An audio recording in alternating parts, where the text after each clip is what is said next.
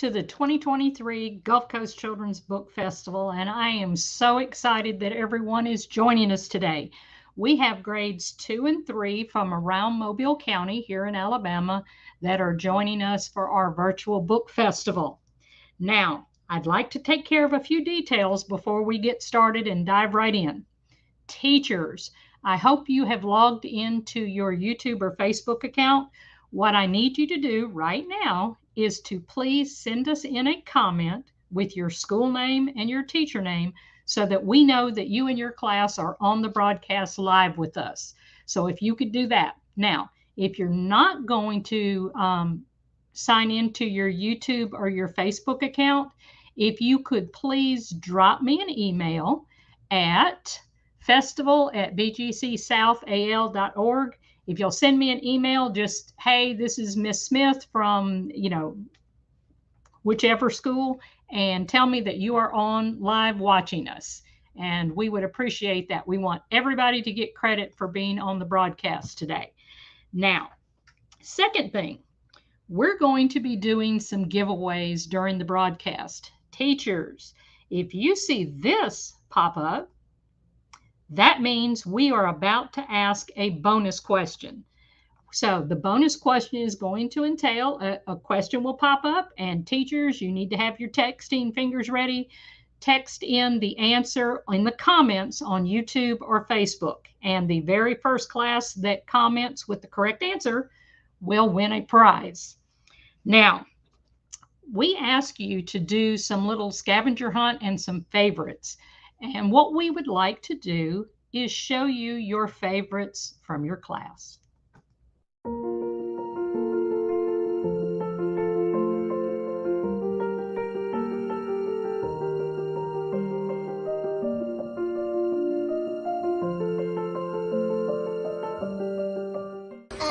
We picked Stuck because it was very funny. And the most people picked it as their favorite book. Okay. What did you like about it, DeMarcus? So I liked about it, but at the end, he forgot to get everything down the tree. Okay. Go ahead, Kenneth. When you threw the cat up the tree, And did he ever get any of his stuff down? No. Not until the very end. And what came down? The kite. The kite. And he went to what? He went back to bed. Yeah. And he was dumb and didn't even know anything.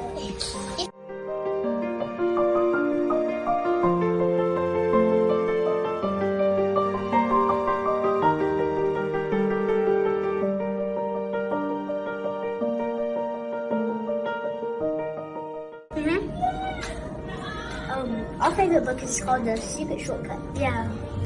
One of my favorite things about this book is that it's super imaginary, and they have a lot of imaginary things. Like the one time that they made an excuse for being late at school and for a frog invasion, and pirates came into town. And then another one was with aliens and stuff, like aliens invaded them. But I mostly like this book because I love Jungle Books, and I like the two characters a lot. I like how they're adventuring, and like they imagine there's always alligators, and I like the part where at the end where they get muddy. But at the end of the part, there's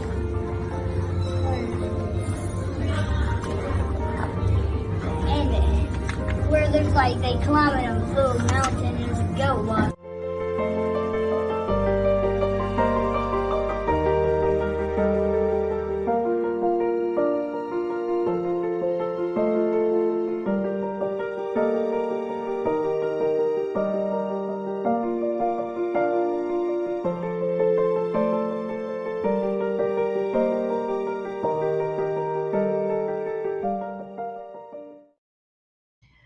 I thought that your favorites were just awesome. And right now, I would like to send out a big thank you to Miss Danielle Jones' class from Griggs and Miss Regina Robinson's class from Hollinger's Island. They provided the videos that were in your favorites.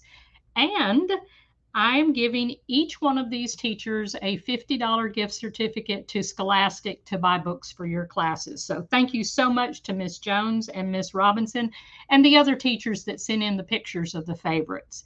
Now, right before we bring in our special guest today, I would like to very quickly go to the classrooms and introduce the classrooms that are joining us today. We have the very first class, we have Miss Robinson's class from Hollinger's Island. Miss Robinson's class, hello there. From Dauphin Island, we have Miss Morris's class from Dauphin Island. Hey, everybody. From Fondy, we have Miss Wagner's class. Miss Wagner's class, hello there. How are you? Hi. And we have one more group. It is two classes together, Miss McGovern's class and Miss Courtney's class. We have at Hollinger's Island in the library with Miss Overstreet. Hi there, everybody. Now, at this time, very quickly, I told you that when you saw this sign, we were going to have a bonus question. So teachers, get your typing fingers ready. We are going to send up a question. Here we go. Now remember, send in your comment and you have to have the hashtag correct. Okay, I'm sorry, this is not a hashtag question. You have to have this one in here correct. Here we go. Finish the title. A bad case of. Give me the correct answer. A bad case of. Who has the correct answer? And here we go. The first one to answer was Miss Wagner's class. Miss Wagner's class, you got the correct answer. The title was A Bad Case of Stripes. Now, Miss Wagner's class, I think that a perfect gift for you will be every child in your class will receive one extra free book. So I'm going to give everybody in the class a free book for Miss Wagner. Thank you so much for this. Now, I could not be more excited to introduce the author that has agreed to join us today. And I know you're going to know her books. I'd like everyone to welcome Miss Judy Shatner, the author of, among other things, the Skippy John Jones books. Miss Shatner, how are you today? I'm just peachy. Thank you. How are you? I am wonderful. We were just so excited when you agreed to join us, and all of the librarians I talked to and media specialists, all the kids, they were just so excited that you could join us today. That's so nice. I wish I could be there in person. You know, it's hard to do this without seeing you guys right there in front of me, but I'll do my best. It is, you know, we were in person 4 years ago, and pandemic related items, we had to go virtual last year, but we are going to be in person again next year. So maybe we can get you to Mobile next year, right here on the coast. But at this time, I'm going to kind of turn it over to you and let you kick this off. And I do know we've got a lot of anxious classes that are on the broadcast with us and a lot of classes that are viewing that have some really good questions for you. Fantastic. Today, I thought I'd share with you. Everybody wants to know how authors come up with their ideas for stories. And very often my ideas come from my family or from, pets that I've had. And so it's not too difficult to, think of them in terms of creating characters. And one of the ways that I create characters is by, I'm going to use my biggest journal first. I'm sure many of you have journals. This is a really, really big journal. And I hope you can see it okay. Here we go. It took me a while to get used to. This is a journal that I started for Stretchy McHandsome. And it's one of my most recent books. And you see, this is the way I started to think about them. And I fill these journals with collages and things that I find in the newspaper, sketches that I do, vocabulary words that I like. But lots of the times it's just I'm doing collages. And in creating these things, I kind of find the story. And we all have had pets that, especially cats, that really, really like to stretch. And I always used to call my kitties Stretchy McHandsome when they would stretch out and look so handsome. In the interim of creating this book, I created a bunch of kitties, all different sizes that would stretch. These are easy to make. I can send you a template if you'd like to make some in your class, but they're just like on a stick. They can bend and stretch in all different ways.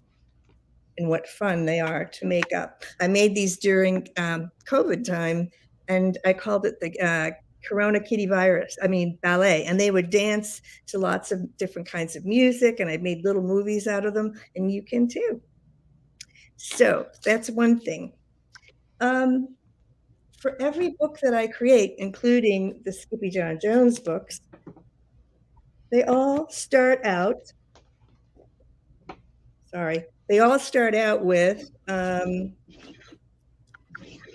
journals. I'm going to put a journal here somewhere. They all start out with journals. And I'm working on a book now about my daughter's doggies.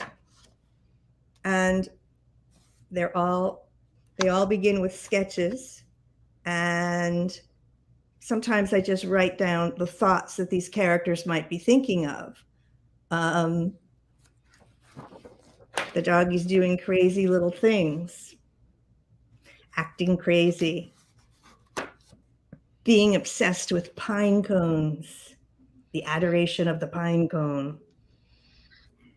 But see, this whole journal is just filled with sketches of Mila and Augie.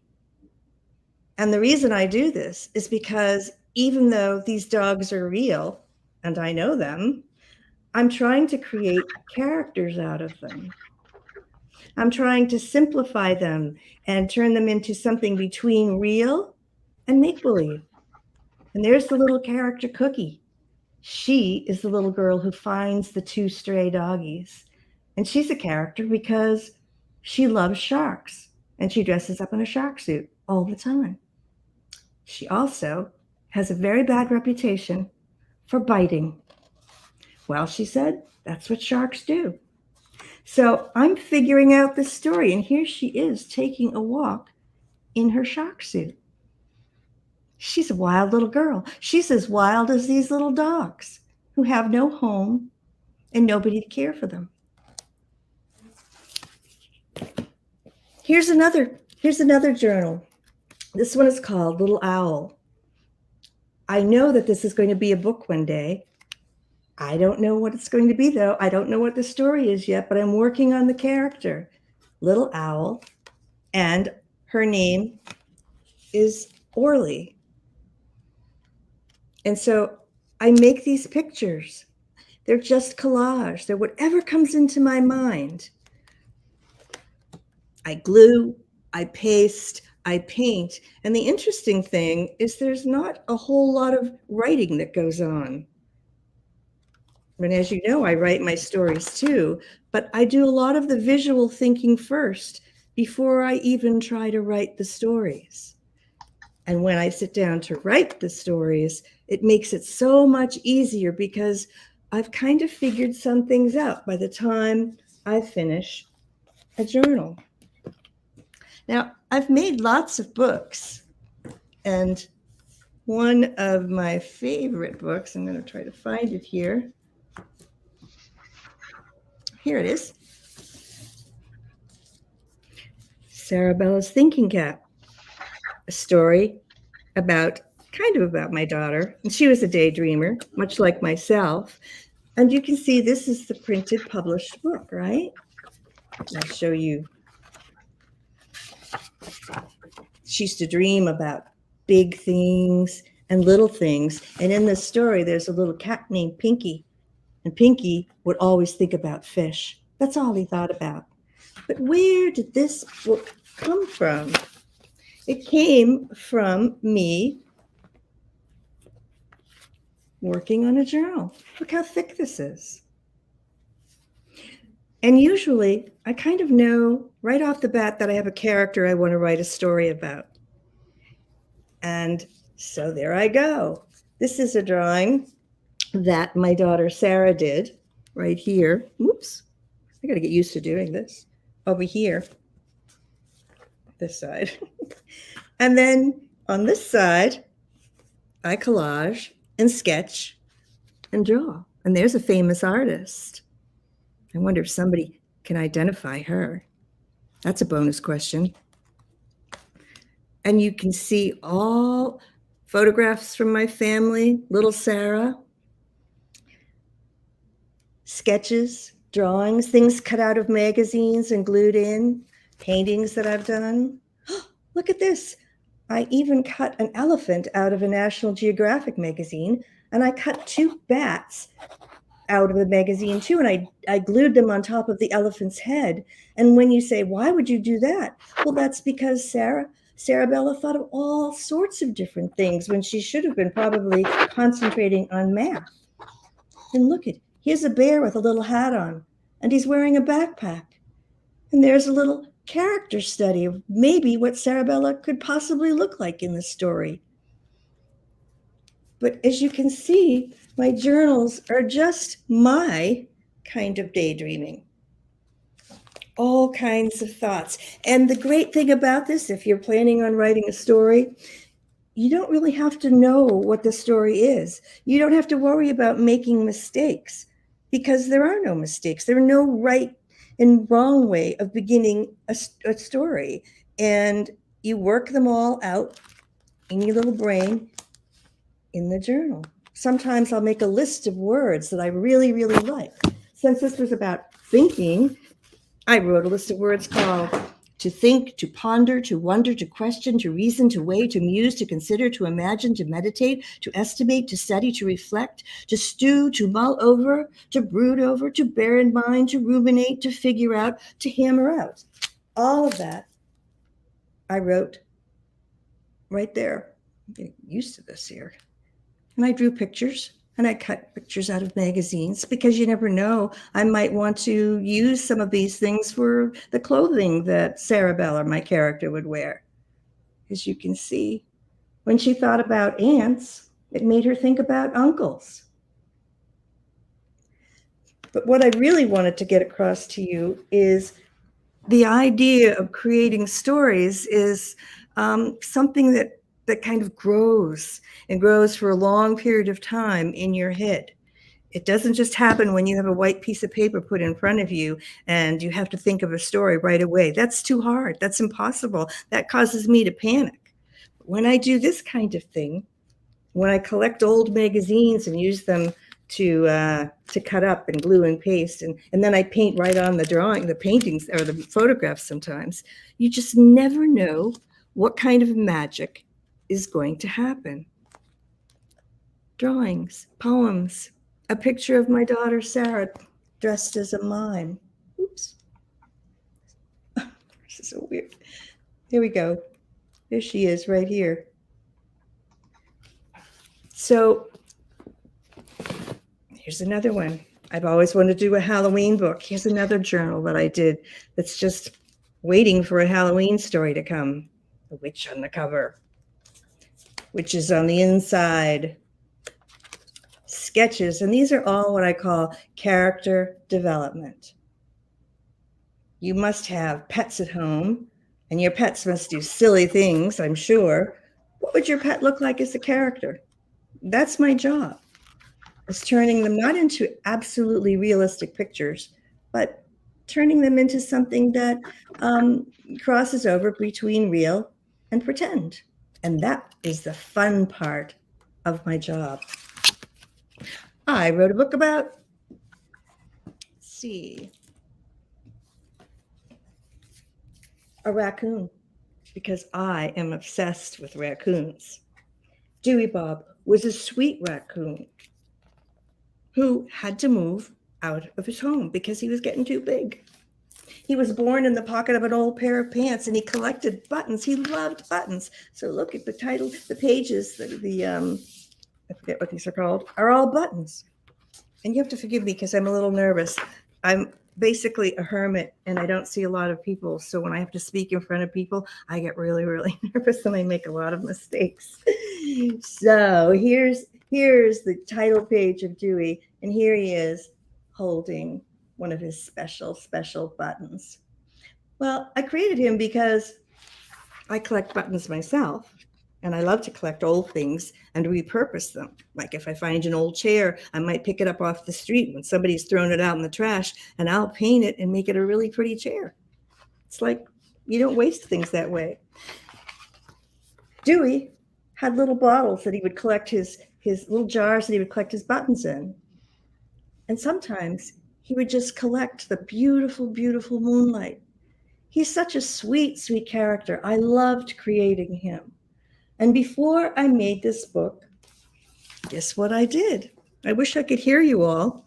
I hope you're all yelling, you made a journal. You made a journal. I did. I made a journal just for Dewey. Look how thick this one is. Sometimes these journals take me a year to create. And by the time I'm finished with the journals, I really have solved the problem of where the character lives, what the problem is going to be, how to solve the problem, what the character will wear, what kind of a family the character has. That's what these magical journals are for. I call them character Bibles. And see, I need to know what raccoons look like. And since raccoons don't really live here, although I'm going to show you, I'm going to take my thing here. You see the raccoons up there? Lewis and Clark. They're in a canoe. They've been rowing for years. Here's some of my studio. Thought you might like to see that too. This is where I spend hours and hours and hours doing my work. And for somebody who didn't do really great in school, I didn't have the best report cards. I had a mom who was really, really sick for most of my life. Young life, and imagination saved my life really, because it was kind of sad in my house. So I could just steal away and draw pictures and create stories, and it made me feel better. I could imagine myself in a better life. And that's why I think books and drawing and creating and writing, I think it's such an important thing to be able to do. So these journals, and as I said, I really need, sometimes you can't invite a raccoon into the house to sit on your chair and pose for you. So the reference I use frequently comes from magazines. And I cut them out, I glue them in, I make these wonderful collages.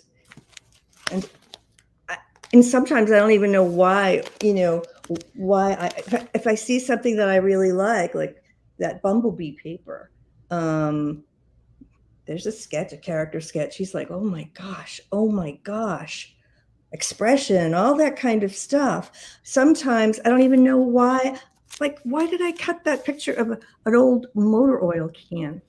Maybe because Dewey is a collector too, and he collected old things that he liked to make into other things. He was a repurposer. He didn't like to waste. He collected socks, probably from the neighbors' clotheslines. He collected all kinds of things. He especially loved moonlight, and he put that in a jar too. But the sad thing about Dewey is that he had beautiful collections of things, but he ended up with no friends to share them with. And what good is to have all of these things when you don't have friends to share them with? And that's what this story is about. And one of my favorite pictures in this book, I'm going to take you right over to the real artwork, actually. So you can follow me. I'll take you right over here. And there is the painting of Dewey. I hope you can see this. This is a big double-page spread. And Dewey made a big sculpture out of all of these things that he collected. He is a very busy little raccoon. And see, he has some socks up there and some feathers. He's a wonderful little guy. And this story, look at, I have toys up here, all of my favorite toys, all these magical things that I collect. I hope you can see them. Strange and wondrous things that make me remember my childhood or make me think of stories to tell. I hope you can see my donkeys. I love donkeys.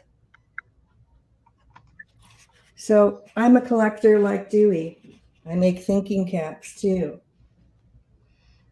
because that's what Sarah did in her book. So I had to make a thinking cap as well. Anyway. Ms. Shackner, I have to jump in right here and tell you that Dewey would have plenty of company here in Alabama because we have lots of raccoons around here. Oh, really? Yes, Dewey would just be in heaven here with his raccoon friends because we have lots. Would you be up for some questions now from some of the classes? I would love to have questions. Make me feel comfortable. I am going to jump to Miss Morris's class in Dauphin Island. I'm going to add them to the stream, and I will just bet someone from Miss Morris's class will have a question for us. So, Miss Morris's class, you are now on, and Miss Morris, does your class have a good question for Miss Shackner? Let's find out. Silas, what's your question? Put you on the spot, Silas. I have no question. I don't Okay. Eli, what's your question? How does Dewey keep up with all the things that he collects? Well, that's a good question. Could you repeat that, Miss Morris? We couldn't quite hear it. How does Dewey keep up with all the things that he collects? How are you thinking about that as the author? Oh my gosh, that is a really, really good question. Sometimes when you write a story, you kind of skip over the reality of things. Like Dewey probably in reality would have to have a really big barn that he could keep all of this stuff in. But he had a little workshop in his tree, and he was busy, and he had his little groceries cart that he would go out and but pick up trash and cart it all home and then get busy repurposing, remaking, fixing things. But see, those are the reality things. Like you can put those in your journals. Like I would have to solve that problem. Maybe that could be a part 2 for Dewey. Maybe he had so much stuff that he couldn't even live in his tree anymore. Thanks for the idea. Okay, Miss Wagner's class from Fondy, I'm going to come to you. And Miss Wagner, does someone in your class have a really good question? Yes, ma'am. Nyla, go ahead. Did you really draw on your father's bald head when you were little? Could you repeat that, Miss Wagner?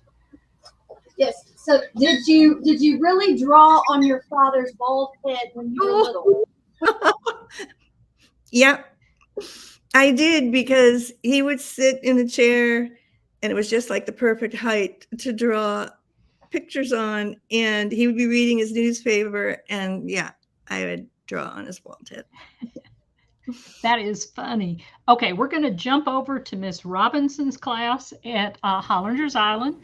And Miss Robinson, does someone in your class have a really good question for us?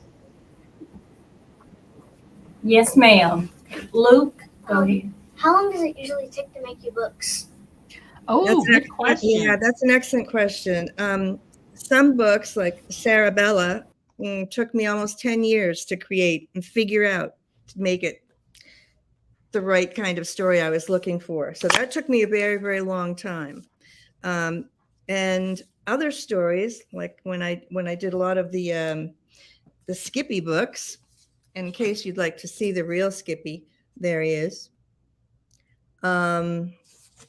When I did the Skippy books, I had to create so many of them that it would take me sometimes like 6 months to a year to do. Usually I get a year to do a book, but sometimes books take a very, very long time to kind of percolate and brew, let's say, in your head until you get them right.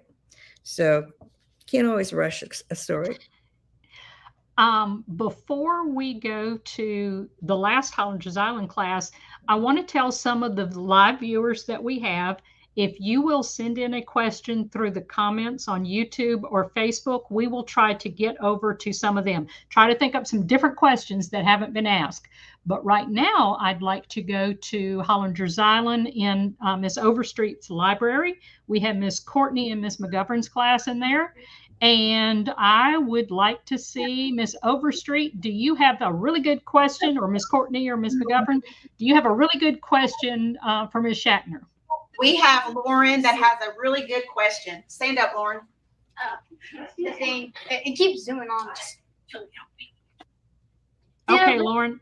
Says, did a real person inspire the character of Skippy John Jones' mama? Did a real person? Well, it's kind of like me. Maybe a couple of people. My mother used to have all kinds of nicknames for me. She used to call me Pigeon, Lizzie Tish, Lovey, all kinds of things. And I think if I ask most kids, their parents have little nicknames for them. And also, she's kind of made up from most mothers who want their kids to behave in a certain way. And Skippy is an individual, and he really has a great imagination. So that's why he believes he's a Chihuahua and not a Siamese cat. So she's just trying to, she's a mother on her own with, the three sisters and the little boy cat, and she has a hard time keeping him, on track. And so, but she's not made or created after any one particular person. Yeah. I have in the comments, I have what I think is a very good question. This is from Miss Conyers' class, and they want to know, what classes did you take to help with your writing? Oh, that's a really good question. I was not a great reader when I was little, and I wasn't great at English in terms of, knowing where commas go, knowing, the rules of grammar. I just never could understand conjugating sentences and all that stuff. And I'm going to tell you, the secret to me learning how to write was when I had two little girls, Emma and Sarah, I read to them every single night. And picture books taught me everything about writing, everything.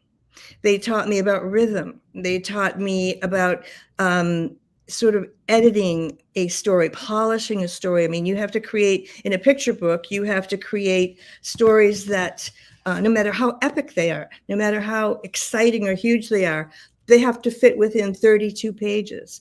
This is a story called Yo Vikings, one of my favorite stories. And it's about my daughter, Emma, who, when she was turning 9, wanted a Viking ship. And this was a big story. It was big. We ended up with a huge Viking ship in our backyard that looked just like this. And, but how do you condense that story or whittle it down to this small tale that is epic in emotion and put it in 32 pages in a book? So in order to learn to do that, I just read stories over and over and over again. And after reading hundreds and hundreds of books, I kind of figured out I didn't have to be the best speller. I didn't have to know where every comma goes. I didn't have to know all the perfect rules of grammar. I just needed to know I just needed to be able to tell a good story. And that I could do. Ever since I was a little kid, I could make up all sorts of stuff.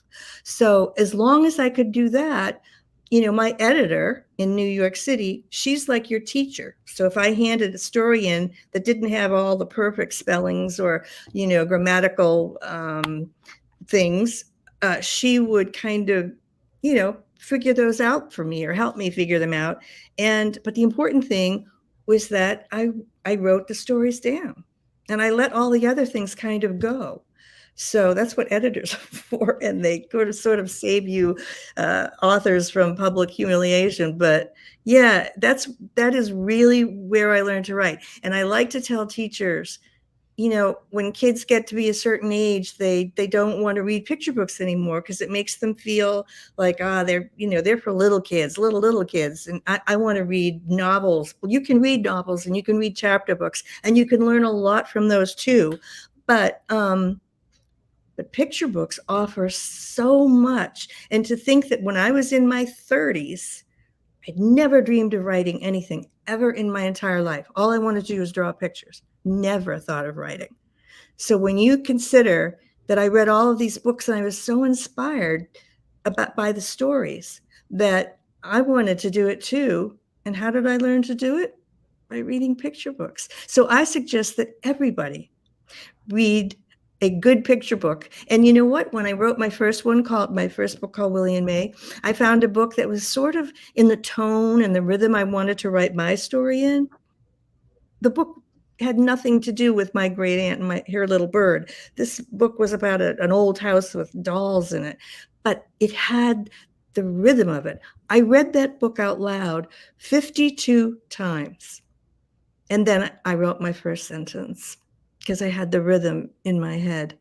And the book I'm still very proud of that book.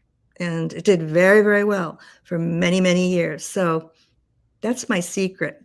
Read picture books when you want to learn how to write. And even picture books about, about famous people and historical situations. They distill very important facts in a wonderful, understandable format. So I don't think you should ever stop reading picture books, ever. We have an excellent question, and this is not about your books necessarily, but this is from Miss O'Quinn's class, and they want to know, who is your favorite author? Oh gosh, I have so many favorite authors, but I'm going to single out one. And it's kind of a book that changed my life a little bit. And his name is Sterling North. The book is about a raccoon. Funny about that, but it's about a raccoon. But the main thing about the book is that his mother died when he was 11 years old. And my mother was dying when I was 11 years old. And there was nobody I could really talk to, nobody in my classes that were, going through the same thing. And we didn't have a lot of money, and it was a very difficult time. But I read this book about this little boy who was going through the exact same thing that I was going through. And he found this baby raccoon and he raised it. And it helped him get through the worst part of his life. And at the same time in my life, I was given a little Siamese kitten by my brother because he knew I was really suffering. And that kitten meant the world to me. And of course, I've written a lot of books about Siamese kittens. And I've always had to have at least one Siamese cat in my house because of the memories and the connection it brought to my mom. So yeah, Sterling North. We're gonna ask, take one more question from the comments, and I'm gonna preface it with something else. Have you written any children's chapter books? Or are they strictly the picture books? I have written picture books. I have contemplated writing chapter books. because I think I have some funny, interesting stories from growing up. But I'm just going to tell you because Miss Hawkins' class wanted to know, do you think you will ever write chapter books? I don't know. I thought about it, but I'm sometimes think I don't know if I could sustain that. That I can write in picture book format is the easiest for me. But I did illustrate books by Donna Jo Napoli. So The Prince of the Pond was really the first book I professionally illustrated, and she's of course famous for writing novels and chapter books. So I illustrated a few, but I didn't write any.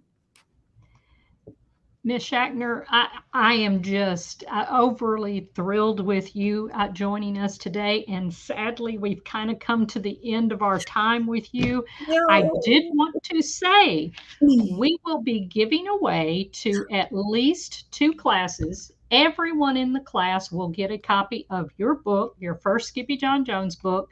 And we were going to be drawing for that in just a few minutes. So teachers, I would like you to send in a comment with your school and teacher name, but make sure you include the keyword hashtag Skippy John, spell Skippy John correctly, Skippy John. And later on in the broadcast, we're going to be drawing for a set of books for everyone in the class. Ms. Schachtner, thank you so much for joining us today. And, you just have no idea what you have meant to me personally and our organization and all the kids that are on the broadcast. We have enjoyed it. And what I'd like to do, I'm going to bring in each one of the classes that joined us so they can give you a big send off. Everyone that has joined, give away to Ms. Schachtner. Thank you. So thank you. Thank you. Thank you. Thank you again, Ms. Schachtner. And we just love you, and we would love to bring you to Mobile sometime. All right. Hope to see you in person. Thank you. Bye-bye. I hope you enjoyed Ms. Schachtner as much as I did. She was just wonderful. But I am excited about our next guest. I know that a lot of you, especially after listening to Ms. Schachtner, have an idea that you could write a book. And the next guests that we have written their own book. But the reason I'm emphasizing it so much is these authors are your age. So I would like you to join us in welcoming the Morissette boys, and we would like to meet them and learn about their book. Do I have Jace, Paxton, and Micah on here? Can you hear me, boys? Yes. Okay. Raise your hand if you are Jace. Which one of you are Jace? Ah, Jace. Okay. Who's Paxton? Which one is Paxton? And which one is Micah? Okay. Now, these boys have written a book called The Fusions, and it's been published and everything. Boys, tell me where you go to school. Jace, where do you go to school? Collier Elementary. Collier? Okay. What about you, Paxton? Collier Elementary. Collier. And Micah, are you in school at Collier also? Yes. Ah, so all 3 of you go to Collier. Now, boys, one of you tell me, doesn't matter who, one of you tell me how you decided to write a book. So basically how we wrote the book is that it was my cousin's birthday and he loves Spider-Man. So since we all kind of like Spider-Man, we decided to make our own book called The Fusion. And so it would be cool to be superheroes. That is wonderful, boys. Can one of you possibly tell me who are the main characters in your book? The main characters in our book are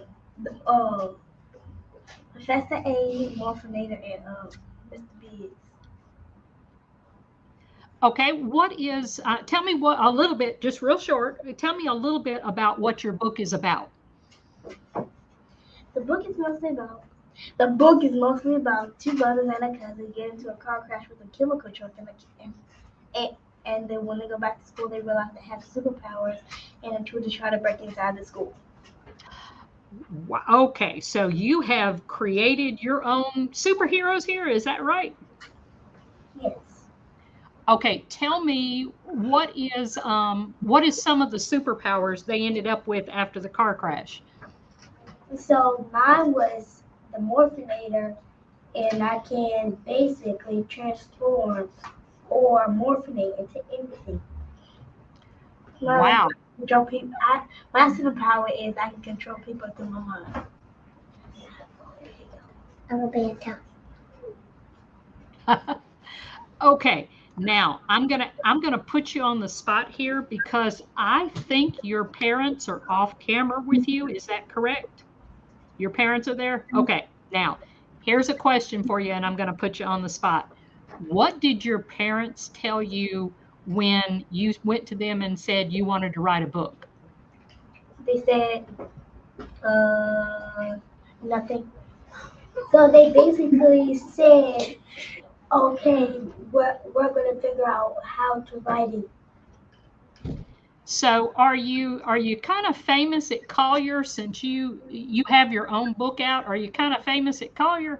We are. You do. Good. I'm going to go to Miss Morris's class at Dauphin Island and see if they have a question for you possibly. Miss Morris's class, do you have a question for the Morissette boys about their book, The Fusions? Jack is going to ask a question. Okay. How did you publish your book? Oh, very good question. That is an awesome question. Boys, and your parents might have to jump in here. How did you get your book published? We wrote it. And then did your parents kind of help you out getting it printed? They did, really. They helped us write it. They helped you find somebody that could print it for you? Okay. We wrote it, we edited it, and we came up with some pictures. Oh, so you came up with the pictures yourself? Kind of, sort of, you started it off? Cool. Let's see, how about Miss Wagner's class from Fondy? And we're going to go to them and see if they may have a question for the boys. Miss Wagner's class, do you have a question? Yes, ma'am. Go ahead. Okay. Are you guys going to make another book? Yes, and it's called The Fusions, The Port City. Okay, I couldn't quite hear you. It's called The Fusions what? The Port City. Oh, and do you know when that one's going to come out? At least 1 month. 1 year. So it's gonna be soon. Okay, how about we go to Miss Robinson's class at Hollinger's Island and see if anyone from Miss Robinson's class has a question. Piper. How long did it take to make this book? 2 years. Okay. Was that how long did it take you to write the book? Yes, ma'am. Okay. Boys, how long did it take you to write the first book? 2 years. Wow, 2 years. Okay, I'm going to give you a hand there that you boys stuck with it for 2 years because that's a long time when you're that age to have written a book. How about the library, Miss Overstreet's library at Hollinger's Island? Does anyone in there, I know you have a couple of classes, does anyone in there have a question for us? We have Jake. Stand up, Jake. Okay, speak loud, Jake. Do you have any advice if anyone here wants to buy a book when they get older? Okay, I got the first part. Do they have any advice about what? If someone wants to write a book when they're older. Oh, okay. Okay, boys, they want to know, do you have any advice for people, for kids that want to write a book? Yes. To What advice would you give them? to just write the book and think smart and just try the best. Try the best. Yeah, that is really good advice. Really, no matter what you're doing, try your best for it. Okay. If any of the classes that are actually viewing us, if you would like to send in a question for the boys, we're going to keep them on here for just a minute or two. Boys, do you think this is something that you might continue to do when you get to be adults? Do you think you're going to continue to be authors? Yes. So you'd like to keep going on this? Yes. Well, it sounds like you have a bright future if you've already got the first one and now the second one that you're working on. So at this point, we're kind of running out of a little time, boys. I wish we had you longer. Next year, maybe. Oh, wait a minute. I'm going to pull up a question. Miss O'Quinn's class wants to know. They want to read your book. So where can they get your book? And you might need your mom or dad to answer that. Where can we get the boys, the Fusions book? You can get it off of Amazon or our website. Okay. It's called www.v-fusions.com. Okay, the-fusions.com. That's your website. And you can also get it off of Amazon. Okay. I got one other question we're going to ask before I let you go. Miss Stevens' class wants to know, how old are all of you? Okay, let's start with Jace. Jace, how old are you? 9. 9, and you're in what grade? 3rd. 3rd grade. Okay, Paxton, how old are you? 7 and a half, almost 8. Okay, that half is important, isn't it? It is. Okay, and what grade are you in, Jace? Paxton? 2nd. 2nd. Micah, how old are you? 5. 5. And what grade are you in? Pre-K. You're in pre-K. I'll bet you are one of the most famous pre-K kids they got there, right? You're really famous.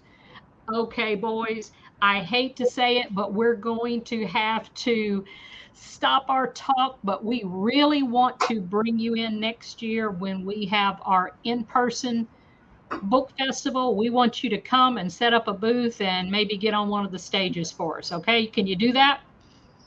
Yes. You like that? Yes. Okay. Thank you so much for joining us, boys.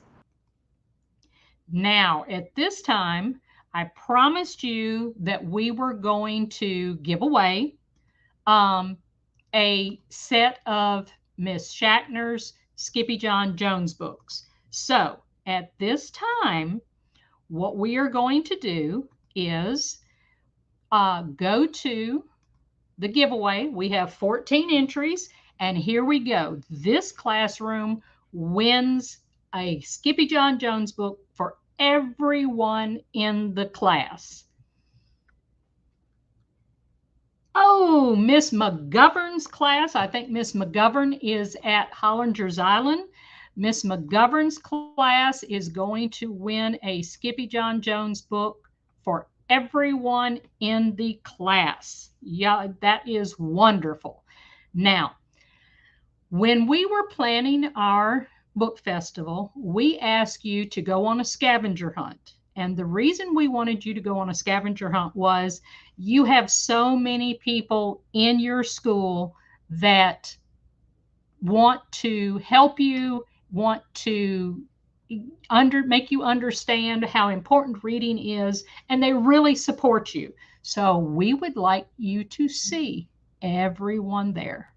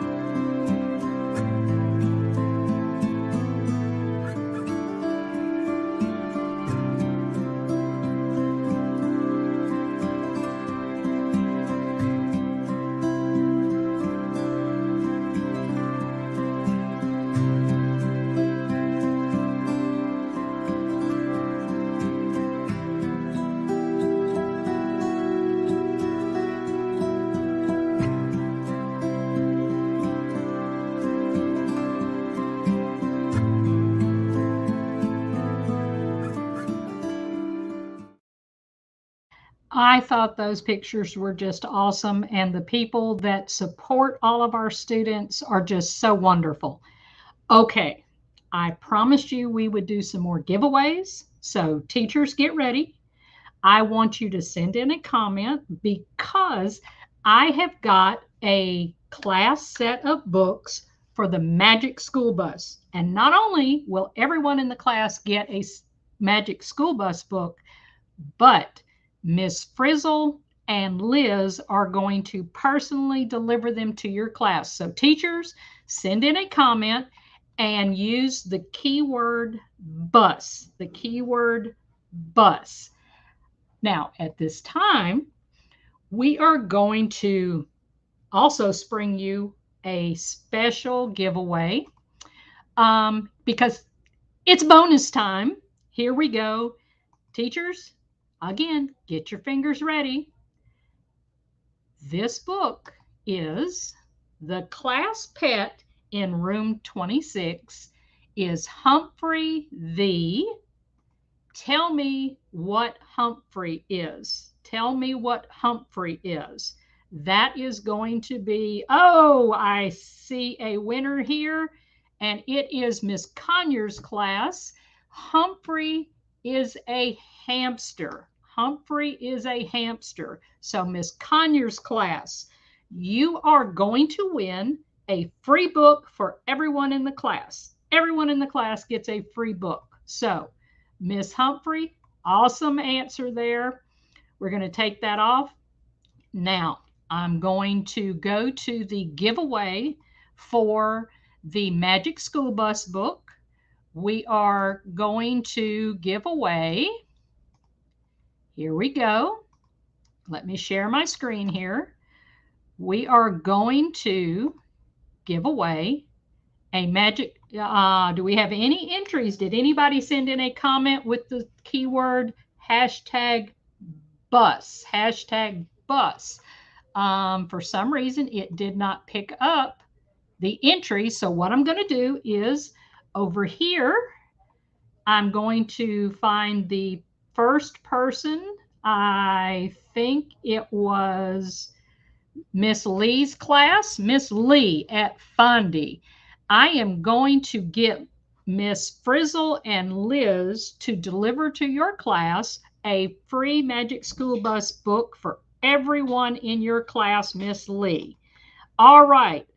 I think we got time for one more giveaway.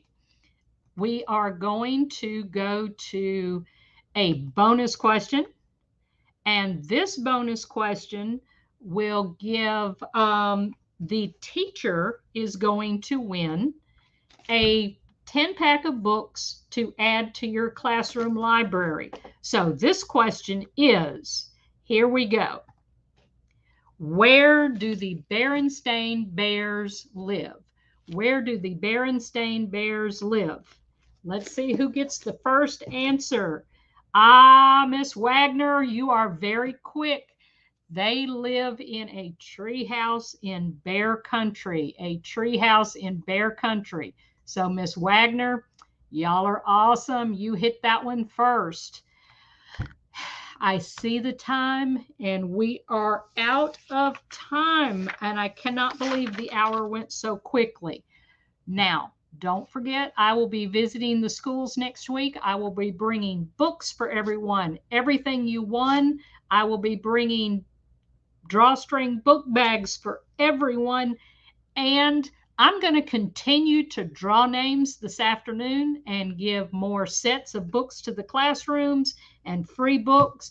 I even have a lucky teacher is going to win this Dragon Loves Taco book that comes with its own dragon. So thank you so much for joining us. We hope you have had a wonderful time. We can't wait to see you in person, and keep read. Goodbye.